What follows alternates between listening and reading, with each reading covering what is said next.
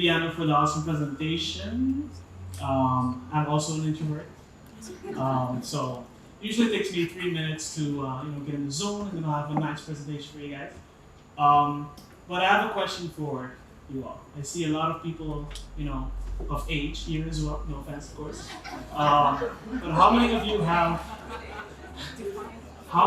children? Can I have some hands? Nieces, nephews. Come on, more hands, guys. Awesome. How many of them play video games? Makes sense. Now, how many of you, don't be shy, are frustrated when they play video games? Right, we have honest people. Okay. Is there sound?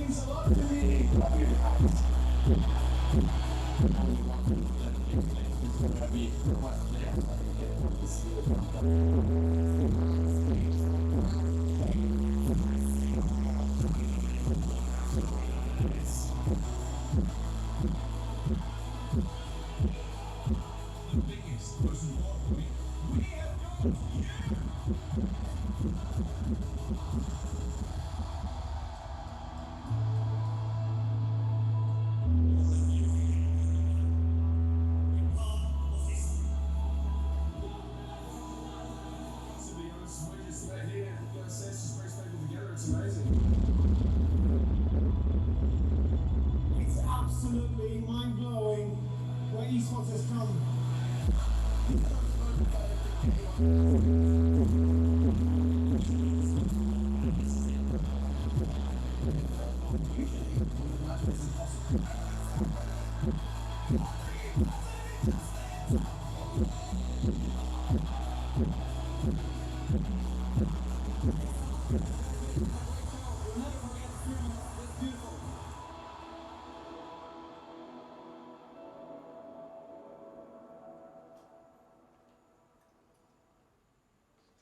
So what if I told you your child or niece or nephew can make millions of dollars playing video games?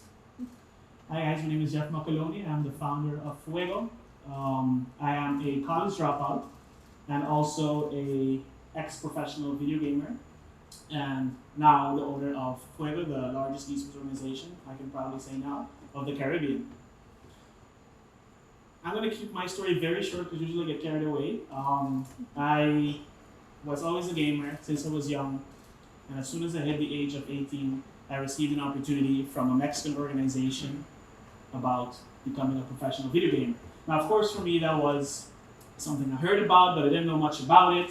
And receiving an opportunity like that really made me think, like, okay, what does this mean for me? What does it mean for my future? But I saw a nice check that I could be paid, and I can be transparent about it now, $4,000 a month, while everything being paid for, flying to different countries playing video games. Now, of course, that's a very interesting offer. And I honestly never liked studying. I always continued studying because I had to, because it was needed. And as soon as I received this opportunity, I sat with my parents, and they gave me the okay to have 1 year to try this out. Trust me, it wasn't easy to convince them to do this, and within a half a year, I managed to be able to qualify for the big leagues of Latin America for a game called League of Legends. So I lived in Mexico for over a year. I played professionally. I lived in a gaming house, which is basically where the living room gets transformed into a gaming station. Just like most of you work behind computers, don't judge the gamers. We also sit down and play video games. And we play around 8 hours a day. We have nutritionists, we have coaches that really take care of our health and make sure that we, stay in the best shape mentally as well to be able to execute these games.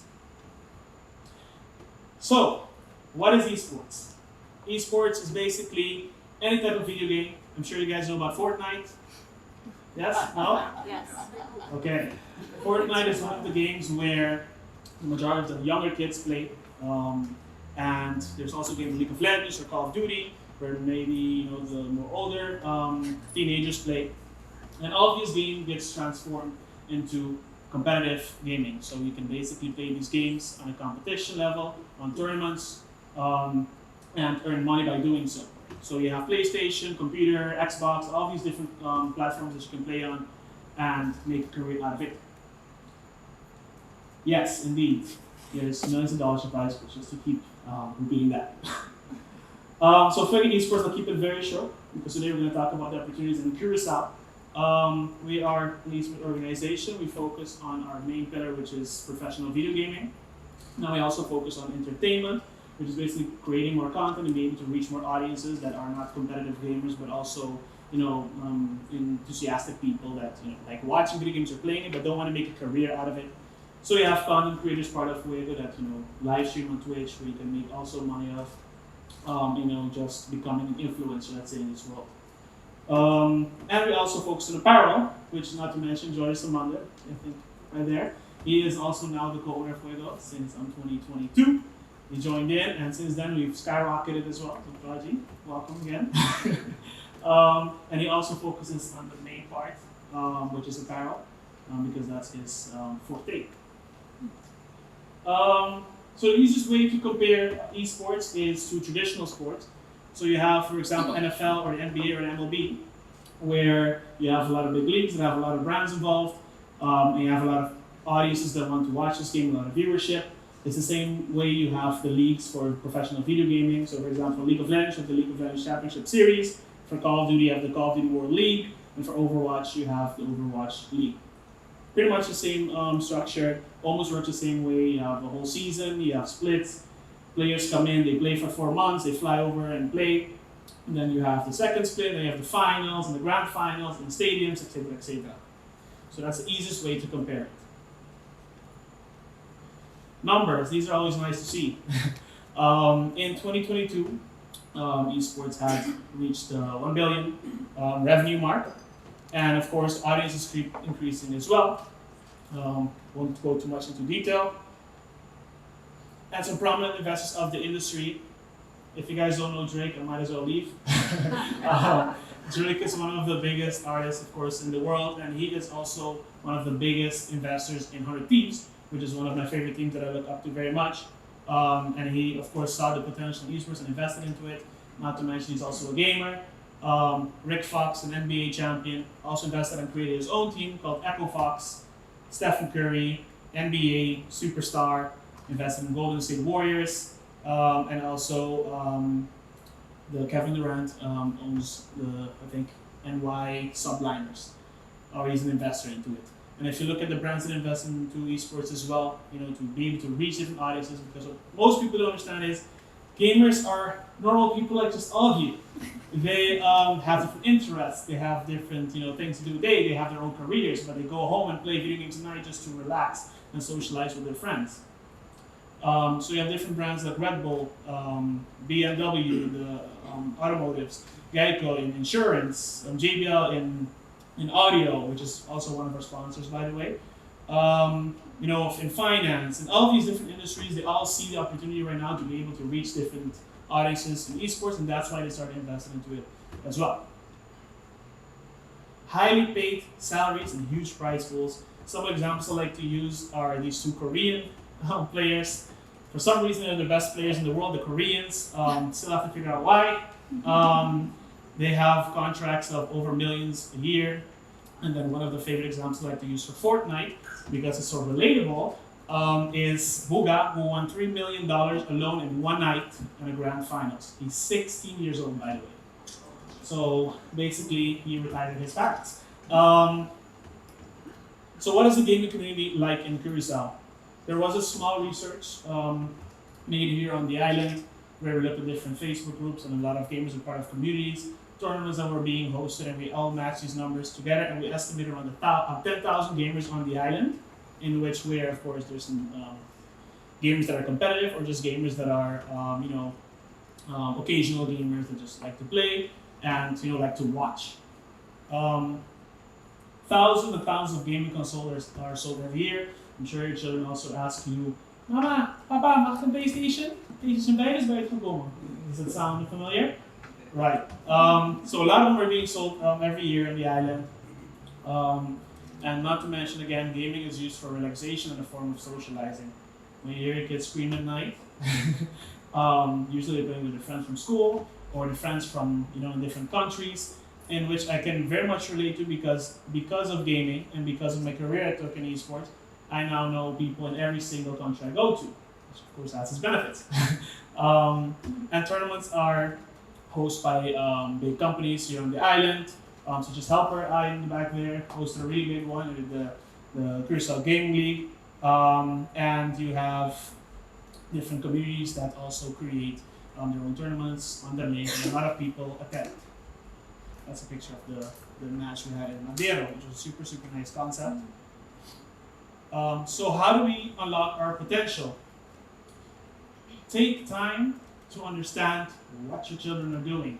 Instead of just seeing them scream, of course, I understand it might be very frustrating. Sit next to them, because these kids know so much about the industry that you guys don't know about, and they're already having their mind, oh, they want to become a professional video gamer, but they don't know how to do it. So take time, sit with them, let them know there's a platform here on Curacao, which I will explain in a bit, that can help them achieve their goals. So what are we doing as Fuego and all its stakeholders on the island to bring and unlock the potential in Curacao? We continue to bring awareness and understanding. That's basically what I'm doing now. Even though I'm an introvert, I have to do speakings like this because I enjoy it and I'm very passionate and I want it to continue growing. Here in the Caribbean, especially in Curacao. And we're creating, like I said, a platform where children can basically sign up and we can investigate and see how much potential they have in specific games, or if they want to become streamers or YouTubers, influencers in the industry, they can do that while forming part of our platform. Linking up gamers to universities to study. I see 3 minutes, so I can't talk much about it, but we just signed an agreement with the University of Twente after a trip in Holland, which will help Curacao a lot. Literally bring more opportunities in the education sector as well. And of course, for example, we have a lot of gamers that come through us and connect with different partners we have here locally to look for internships. For example, Ictual, Jerome and Andrew, one of the biggest supporters of Fuego, and creating social activities for Antillians studying in the Netherlands. Like I said, we partnered up with the University of Twente, and we also work with Erasmus University because there's a lot of people from the Caribbean that go there, especially Curacao, to be able to host more social activities there. Whew, all right. 2 minutes left. So, continuing on unlocking our potential, what could this mean for our economy? That's also very important.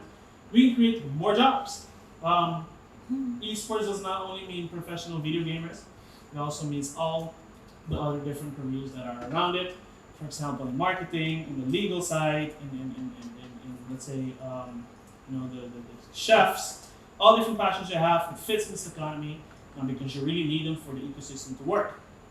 Esports destinations, one of my favorite ones. George and I are working tirelessly to make Curacao an esports destination, especially when we have great events managers like Helper to be able to make it happen here on the island. I can't talk much about it, but something's coming soon. And hosting servers. Curacao has a tier 4 database. People don't really know what that means. We can literally host a server from a video game here on the island, and it brings a lot of money into the island as well. So we're also working on that with Blue Map Americas, of course. Oh, I thought there was a more slide. Thank you.